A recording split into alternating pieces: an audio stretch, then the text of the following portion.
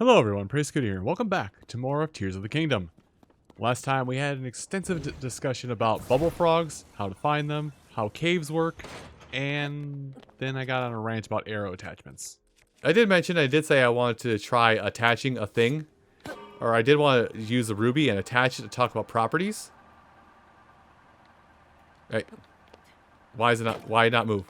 Probably because it's resting on the back of the, probably because it was resting on the stop. Yep, that was it. Wait, this sounds like... The fan sounds like a... What are they called? Shine Spark, Speed Booster. The fans sound like Speed Booster, I just realized it. Anyway, I can talk about some more properties of items and weapons here as we go along with more valuable items, we'll say. I'll say with more valuable items. And we'll talk more about those items as we come along, and I'll, mention them in better detail, yada yada, so on and so forth, as we go throughout our venture. But one I will tell you about without even attaching it to anything is the ambers that we have in our inventory. Right about there. Yeah, the ambers we have. These are just straight damage upgrades. They don't have any other hidden effect to them. They are just straight damage upgrades. Anyway, I'm going to go ahead and just drain this gashapon of all of its goodies. I think this had like 15 total. Do I need to do this? No. Am I going to do this? Oh, no, it tells you what's in your inventory, not what's in its inventory. Never mind, these are just limitless. My bad. But regardless of what I've said earlier and what I'm correcting myself on now, go ahead and just fill up your inventory with that. Anyway. Also, I will tell you, you can't just grab a Korok right out the gate. They have to tell you that they're separated from their friends. So I'm going to try and just zip through this test, but the text is the same every fracking time. This text does not change. They will tell you the same thing, but you must talk to them. You cannot initiate the moving process first. Now, a question that I think a handful of people have probably asked by this point, and that I will answer really quick, is hey, Mr. Content Creator Man. Mr. Content Creator Man. Can I... Can I just attach a Korok to my sword and carry it on my sword or stick? No. You must attach it to a device. You must. There is no alternative. They must go on a device. That's it. Now, I wanted to make sure I came over here before, instead of through the cave, even though the cave was a nice stop. Just for a little bit of extra zonite. But also, to tackle a puzzle that gave me a problem initially, but I am now a smarter and wiser man. I now know how this works in better detail. So to get to this higher place here, this is not necessary. I spent probably a good hour of my own personal playthrough on this puzzle. And then I didn't realize that you could just hang off of the hooks themselves. You didn't need to attach anything to them. But this puzzle stumped me for a good hour or so. No, come back. No, come back. Come back. You don't have to strike those things with your weapons. You can use your bow and arrow too. Now, I am going to shake it loose. I'm going to attach it a little higher up on it. And then I am going to... I'm trying to think of the best way to do this. Because I need to be able to get to this rather quickly.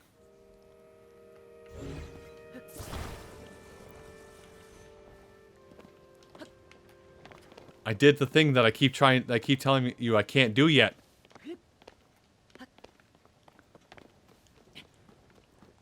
Okay, let's do it like this. How quickly can I activate? How quickly can I get from this minecart to that fan? Properly. I will run jump. Okay, so if I ran jump properly, I can probably do it. Or like that. Here goes nothing. Oh god, it's nothing. It's actually nothing. Okay. That's an alternative use that we could do, but, oh, actually. Hold on. My brain is working. What if we attach a heavy weight to the bottom of this? This is not centered in the slightest. Shake it loose. What if we put this hook inside of the minecart? Like, actually inside of it. Did you actually attach? You did. And then hook it on. Facing the right way, though. Facing the right way.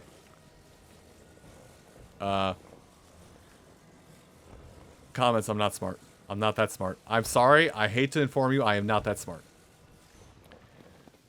If we hook it on like this, A, we have a reliable platform to stand in, and B, it is weighted, so it should just stay down. Should, in theory. Come on, beat the allegations of I'm stupid. Beat the allegations of I'm stupid. I've beaten the allegations, I'm stupid. Unfortunately, I'm still stupid. I actually have never been up to this little area before. So even I don't know what's in this treasure chest. What does in treasure chest be? That was not worth it in the slightest. Anyway, now that we've done that, let's go ahead and hop back down where we're supposed to be. Fish. I want that fish. You can't escape me, fish, if I corner you. Now, just so we can get a leg up on this. Well, first of all, I want to make note of something. To the even non-astute eye, you can tell that's ice. Ice is effectively non-climbable. You cannot scale ice. Full stop. End of statement. Period goes here. Whereas you can climb any other surface, which will have caveats to that, but we won't worry about it until it actually comes up. So to get a leg up on it, to get a leg up on things, and also to expedite, or to make sure we don't waste what little time we're going to have with our food buffs coming up, we're going to go through the cave to get to our next objective.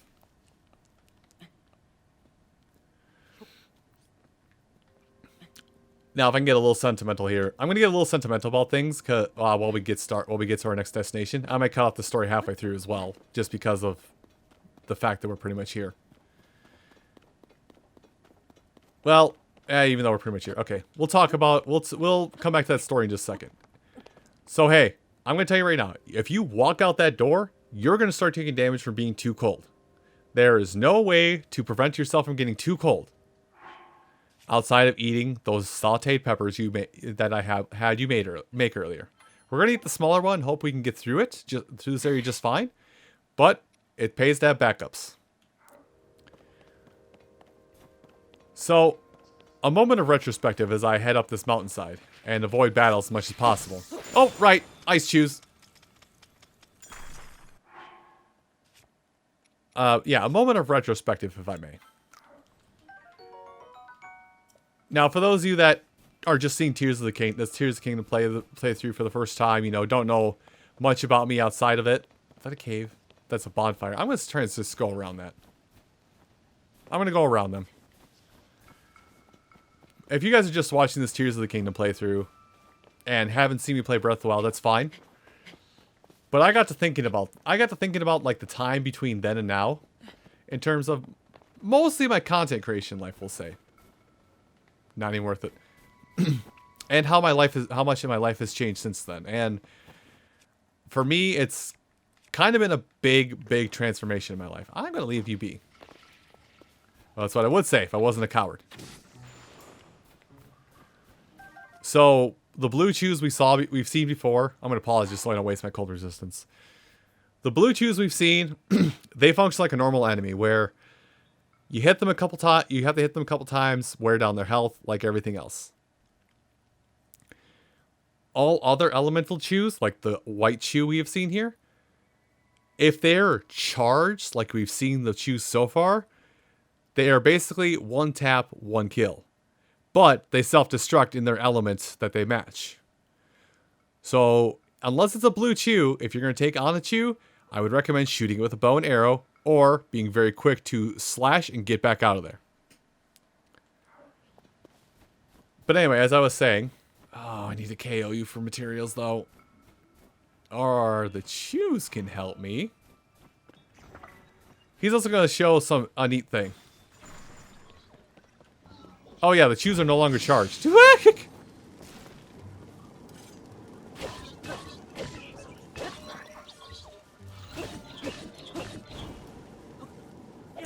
There we go.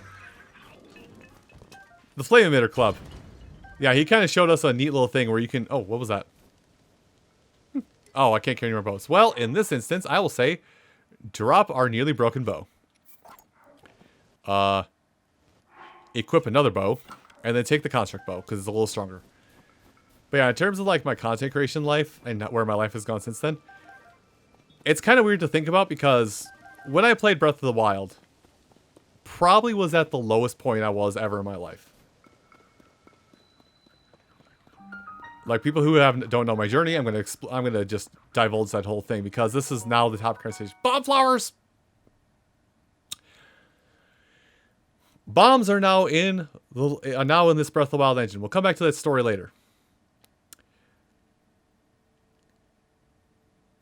Bomb flowers are basically your bombs that you will not get in Tears of the Kingdom like you think you did in Breath of the Wild. These are your proper bombs where you throw, they make contact with the surface, they blow up. They make contact with fire, they blow up. But these are bombs that you can actually throw, which we'll use against an enemy coming up here to get an item that will basically render our cold resistance moot.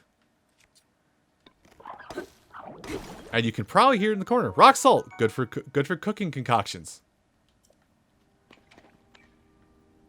So just up here, just around... Oh, I guess it's not here? No, it's not here. Never mind. Although you can hear it. I'm going to be waffling back and forth between this story, this sentimental story and everything else. But hey, this chest, I think, if I'm right, this is the important chest. No, it's not. There's another chest a little further up. Huh. How long has that been down there? Well, there's nothing important there besides a cooking pot, so it's not... Hello. Well, you know what I'm going to do.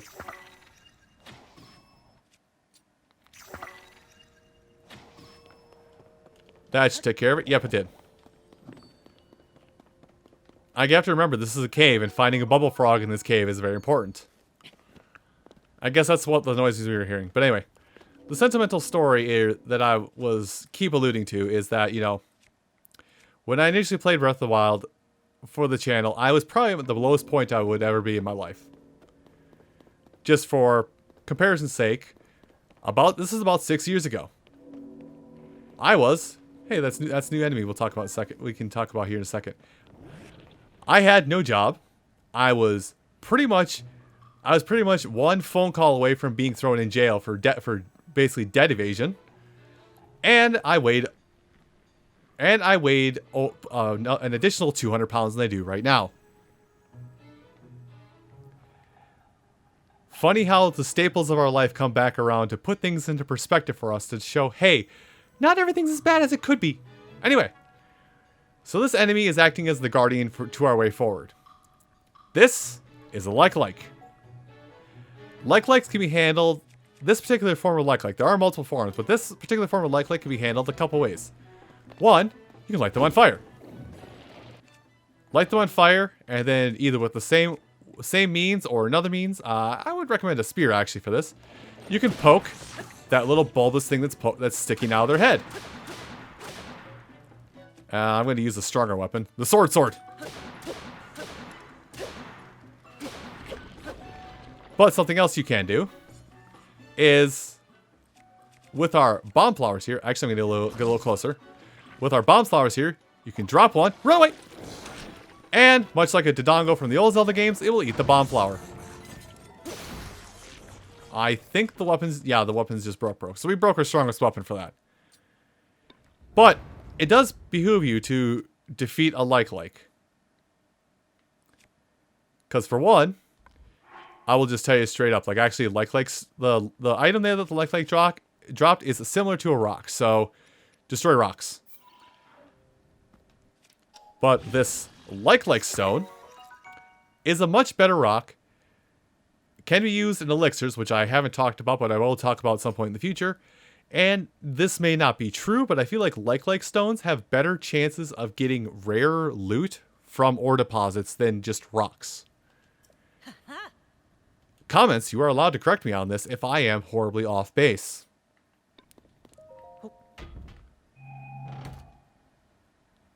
And destroying them always drops a chest. So the chest may be a minimal reward, it may be a major reward. Regardless, it does pay to defeat a like. So if you see a like, and unless you're really strapped for ways to deal with a like, I would recommend defeating a like. Even if you can't use what it drops, the like stone is still nice.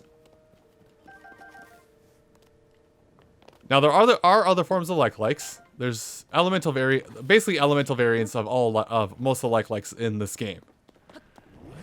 What I can oh hey, the game's just gonna give it to us right now.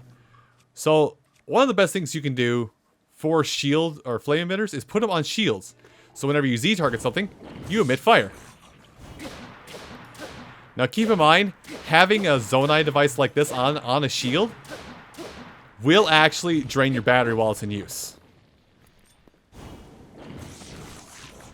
So just be wary of this if you're going to put something like this on the front of your shield, that having it on your shield will more than likely break what's attached to it. Now you drop something nice. An opal. I can probably, as soon as I start breaking weapons, I'll actually start showing off what these gems do. Other than the amber, which I've already told you what it does. And another flame emitter. Dang it, I want to say there was another item, another chest we would get around here that actually would help alleviate this, but I don't remember where. Anyway, we need to find a way up. We're going to go up, and you can't take the direct way up because the direct way up is not the direct way up. It's actually impossible to go the direct way up, which is literally climb the wall. So we do have to go the long way. Now, enemies who... Oh yeah, red shoe jelly. I forgot about that. So, there is one element type we haven't seen yet, and if you have played Breath of the Wild, you know what this element type is. So we've seen ice and effectively fire for elemental effects. Ice and fire contradict each other. So if you see an ice enemy, defeat it with fire. If you see a fire enemy, defeat it with ice. It'll basically one-shot it. As I smack my desk.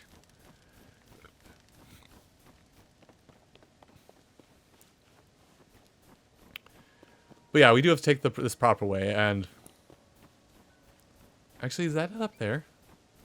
That might be it up there, actually, now I think about it. There's a way up there. Let's get out our axe and chop down a couple trees.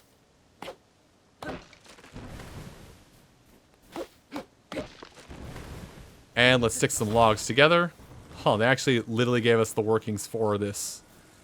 Let's stick some logs together. You know it's fine. It doesn't have to be perfect. I'm very much trying to find one specific treasure chest in this area that leads up the mountainside, because it will basically negate our need for cold resistance gear. But right now I'm trying to... Dang it. Well, do this. Will you rest there if I just let go? Yes, actually. Climb the tree. And I'm really doing it like this because we can't climb this. Oh gosh, really? No, I'm going on top of this. You cannot stop me. Anyway, now that I've alerted the guards. Fire. Fire.